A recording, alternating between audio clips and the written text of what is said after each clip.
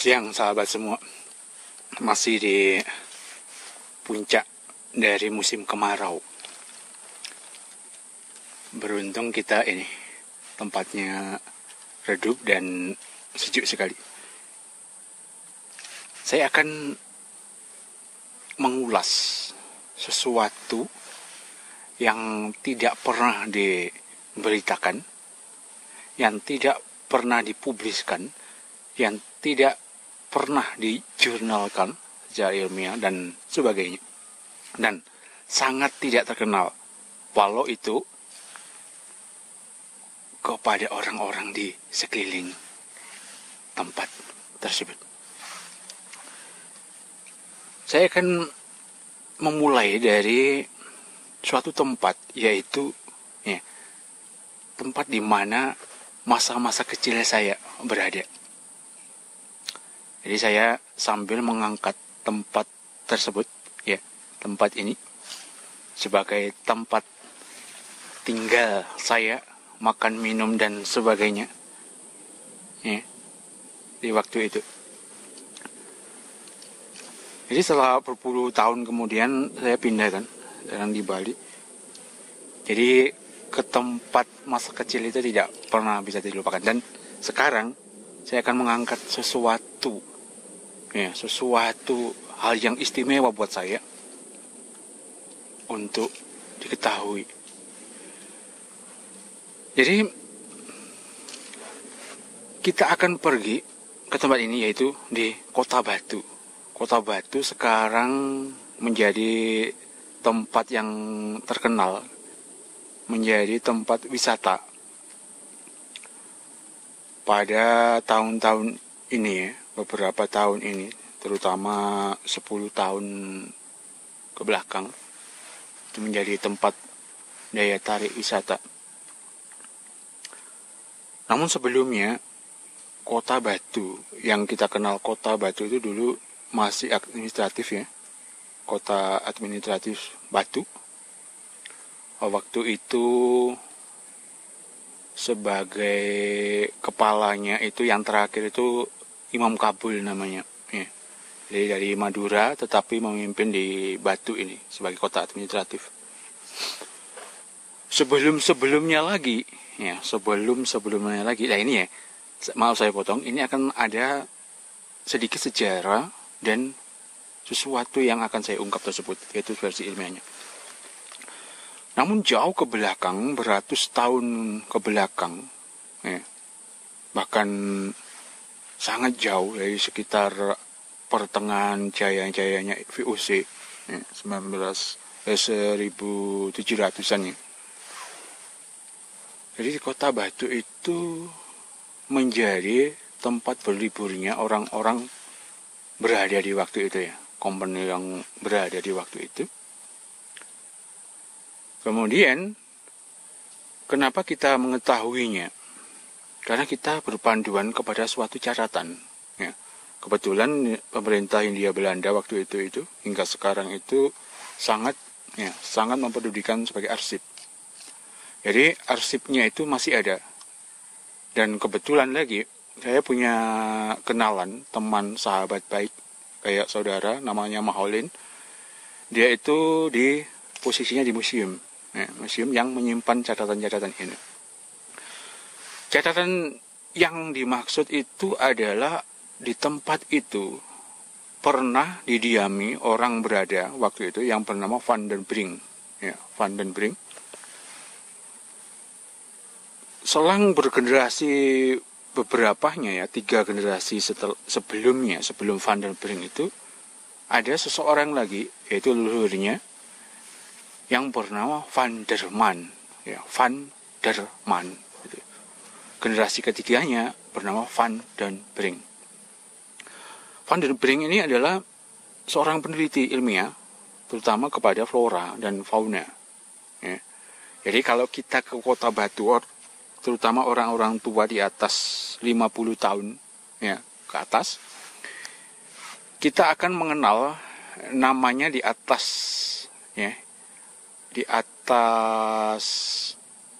Kota Batu, selisih dari barat itu ada hutan, namanya adalah Parang Wedi. Ada Parang Wedi, ya. Terus Parang Tejo, di atasnya lagi, ya, di atasnya lagi. Tapi sekarang sudah ada jalannya. Tapi jauh sebelumnya itu dulu itu tidak ada jalan. Di atasnya lagi ya, di atas Parang Wedi ada Parang Tejo, kemudian di atasnya lagi itu ada suatu tempat penelitian waktu itu. Yang hingga hari ini, semoga ya, hari ini bisa ditemukan. Ya, tapi kalau orang-orang tua yang sebetulnya yang saya sebut umur-umur 60-an, 50 ke atas atau 45 ke atas, itu pasti mengenal namanya ada suatu penelitian yang hingga waktu itu ada, tapi sekarang saya tidak tahu ya ada apa enggak. Ada suatu peninggalan yaitu sebuah pohon yang berasal dari Amerika Latin yang dibawa oleh Van der Brink ini. Ya. Pohon tersebut sejenis kayu putih, ya, eukaliptus itu. Tapi kita waktu itu, ya, orang-orang tua waktu itu mengenalnya sebagai kayu semut, ya, karena pohonnya putih dan mempunyai aroma bau seperti semut gitu. Jadi kalau ada orang-orang yang seperti saya tadi itu ya, sekarang menonton mungkin akan tahu posisinya di mana kayu semut itu. Tapi itu sebetulnya adalah pohon eukaliptus. Nah, di bawahnya lagi itu ada penjaga hutan. Waktu itu ya, penjaga hutan turun-temurun yang disebut dengan Pak Mijo. Nah, dari situ di tempat itu di kayu semut ke atas lagi akan kita ketemukan ya beberapa air terjun, sumber-sumber air itu sampai ke atas banyak. Tapi sekarang kita menyimpang lagi ke daerah Parangudi. Parangudi ke kanan, ya, ke kiri, maaf. Kalau ke kanan ke penelitian yaitu si kayu semut, eukaliptus itu. Ke kanan, ya, ke kanan masa lampau. Setelah ke kiri, kemudian ke kiri, kalau ke kanan kan ke Parangudi. Dari Parangudi itu ke kanan ada penelitian. Ke kiri maksud saya ya, ke kiri itu akan ketemu Desa Seruk waktu itu ya. Desa Seruk. Tapi sekarang sudah ganti nama desa itu tersebut. Ganti nama desa apa gitu ya. Ini akan rute ke Panderman, Gunung Panderman. Dari situ ke kiri lagi, terus ke kiri, di situ ada perumahan-perumahan Belanda di waktu itu. Dan salah satunya yang tinggal di situ itu keluarga besar dari Van den Brink tersebut. Yang leluhurnya nomor 3 leluhurnya itu, yaitu kakeknya, itu bernama Van der Man. Nah, saya akan memutus lagi, nanti akan kita lanjutkan ya yang Van der Man itu. Van den Brink ini selain membawa kayu putih yang kita kenal sebagai kayu semut tersebut, banyak tanaman dan satwa liar yang dibawa oleh Van den Brink itu untuk penelitian. Dan salah satunya yang dibawa adalah tapir dari Amerika Latin. Nah, tapir ini akhirnya berbeda dengan tapir-tapir lainnya. Ya, tapir lainnya yang ada di Indonesia. Karena kebanyakan tapir yang ada di Indonesia itu belang, hitam putih ya. Perutnya itu putih, sabuk putih gitu. Kemudian dari kaki depan ke depan itu moncong itu hitam. Tapi yang tapir ini tidak ada belangnya. Cuman di moncongnya itu ada bercak, ya, ada bercak putih dan giginya itu kuning. Maka disebut dengan tapir bergigi kuning. Yang lambat laun karena dilepaskan di situ, dilepaskan di situ. Akhirnya berapa ratus tahun kemudian, tahun 1800-an atau kurang, dikenal sebagai tapir Panderman. Oke, beranak pinak ini sangat banyak dahulu sampai jadi hama. Karena prinsipnya kayak babi hutan. Nah, kita balik ke tahun 1997. Tahun 1997 ada ini, hutan itu dialihfungsikan menjadi perkebunan di situ dia. Di sekitar itu kebanyakan di situ yang disebut dengan tetelan. Netel gitu, netel hutan, tetelan. Tetapi nggak berselang lama, 1999 hutan tersebut dikembalikan pada zona aslinya menjadi hutan, dan para penduduk itu tidak membuat lahan tersebut menjadi zona pertanian di beberapa tempat ya. Tapi di atasnya, di daerahnya Pak Mijo yang sebut tadi itu, hingga sekarang menjadi tempat perkebunan. Ditanami wortel, sayuran, dan macam-macam. Ada suatu kisah 1997 itu, satu ekor dengan kijang, ya, beberapa jam sebelumnya itu kijang masuk ke perkampungan, dan selanjutnya itu adalah tapir yang dikira sebagai babi hutan. Akhirnya kita tidak mengetahui nasibnya dan gimana waktu itu ya. Jadi tapir itu akhirnya menghilang dan tidak terkenal dan tidak dikenal. Akhirnya hingga hari ini tapir yang ada di Panderman, tapir gigi kuning, tapir pegunungan itu tidak masuk dalam pendataan. Karena begini, rentang waktu selama ratusan tahun, yaitu dibawa ke situ itu sekitar tahun 1700 ya, hingga berkembang biak 100 tahun lebih, mungkin sekitar 150 hingga 200 tahun ya ke depannya, dan akhirnya menjadi hama, beneran menjadi hama waktu itu. Ada catatan dari Van der Brink itu, akhirnya merusak tanaman dan lain-lainnya, karena habitatnya memang sebetulnya tidak ada di pegunungan, jadi masuk perkebunan akhirnya. Dan akhirnya kenapa disebut dengan tapir Panderman? Nah, kita akan balik lagi ke kisah dari kakeknya Van der Brink, yang sesuai dengan catatan yang ada di Belanda. Awal mula Gunung Panderman itu dulunya itu tidak disebut dengan Panderman. Ya, pada masa-masa kuno sebelum era-era VOC datang itu tidak disebut dengan Panderman. Catatan itu masih ada, bahkan di catatan-catatan Kawi ya, Jawa kuno itu menyebut Gunung Panderman itu bukan Gunung Panderman, tetapi sebagai Gunung Basundara. Ya, puncaknya itu disebut dengan Gunung Basundara. Di bawahnya ada bukit kecil, anakannya gitu, disebut dengan Gunung Basundari.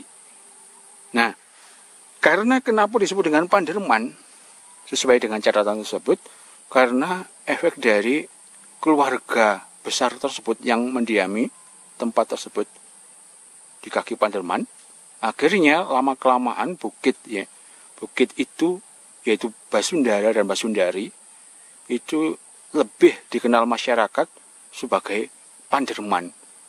Ya, dari Van der Man itu tadi, kakeknya Van der Brink itu tadi, bukitnya Van der Man, karena Van der Man, Mr. Van der Man itu mendiami di bawahnya dari gunung atau bukit tersebut. Lambat laun apa yang ada di situ bahkan masuk ke dalam zona penelitiannya Van der Brink, cucunya Van der Man, yaitu tapir, lebih dikenal sebagai tapir Panderman. Tahun 2018 ya, karena saya itu jarang sekali ke sana, itu jarang sekali, selisihnya bertahun-tahun, kemudian datang lagi, lama lagi gitu, ke Batu itu. Tahun 2018 itu saya ke sana ya, memasang kamera trap. Sebelumnya itu ada kamera trap yang saya tinggal tahun 2016. Itu ada ketangkap kamera. Bentuknya itu nanti akan saya tayangkan ya sedikit.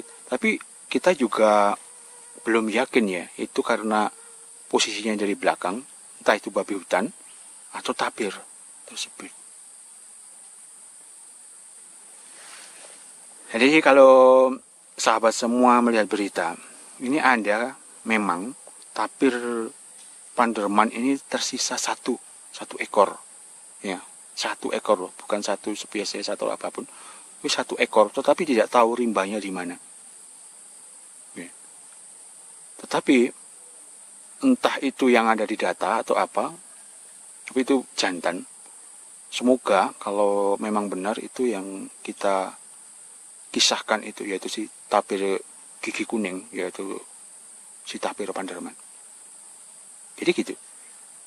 Kota Batu mempunyai habitat satwa yang luar biasa, yang tidak ada di tempat lain, yaitu tapir Panderman atau tapir gigi kuning.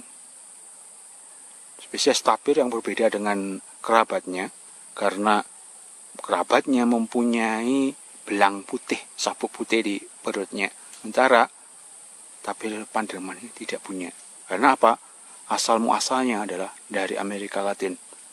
Tetapi karena rentang waktu, ya, berkembang biakannya itu hingga ratusan tahun, kemungkinan besar tapir ini punya evolusi atau kawin silang dengan, ya, karena Van den Brink kita tidak tahu datanya, mungkin menyilangkan dengan tapir dari Sumatera atau apa, ya, kita tidak tahu karena ukurannya itu berubah menjadi lebih kecil. Jadi gitu sahabat semua, dan menarik yang luar biasa yang tidak dikenal. Jadi di Kota Batu, ya, yang dikenal dengan tapir Panderman, yaitu kisahnya sampai Gunung Panderman itu, yaitu yang dulunya bernama Basundara, bukit kecil di timurnya itu disebut Basundari, yang akhirnya lebih dikenal dengan Panderman karena ada orang, yaitu orang Belanda waktu itu tinggal di situ yang bernama Master Vanderman, dan keturunan-keturunannya yang hingga salah satunya cucunya bernama Van den Brink mempunyai job, mempunyai suatu pekerjaan, ya, sebagai peneliti, dan salah satunya flora yang tertinggal hingga hari ini, semoga hari ini ada, ya, yang disebut dengan kayu semut, yang di atasnya Pak Mijo ini juga turun-temurun menjaga hutan waktu itu, hutan di belantara. Tetapi sekarang sudah berubah posisinya dari Pak Mijo ini, sudah di perkebunan, karena kisah yang saya ceritakan tadi 1997 itu tadi, hutannya dirubah menjadi perkebunan atau sayuran, ya, tanami sayuran. Dan salah satunya lagi yang tersisa adalah tapir gigi kuning, dan yang disebut dengan terkenalnya itu tapir Panderman. Sebetulnya ada lagi, ya, tanaman, kemudian ada beberapa hewan yang disilang-silangkan, diteliti, ya, karena penelitian. Kemudian ada bunga, ya, bunga yang dari daerah mana dibawa ke situ, kayak gitu. Karena di situ itu dulu dataran tinggi kan, termasuk dingin, tapi sekarang sudah agak panas, ya, karena hutan-hutannya sudah berkurang dan kepadatan penduduk semakin bertambah. Kalau zaman dulu itu sangat dingin, bahkan nggak jauh-jauh tahun di bawah 97, ya, di bawah 97 itu ngembun di kaca itu masih, ya, saat pagi. Jadi gitu sahabat semua, semoga bermanfaat. Kita mengangkat suatu kisah di tempat masa kecil saya, yaitu Kota Batu, atau masa lalu disebut dengan Kota Administratif Batu, masih gabung dengan Malang waktu itu.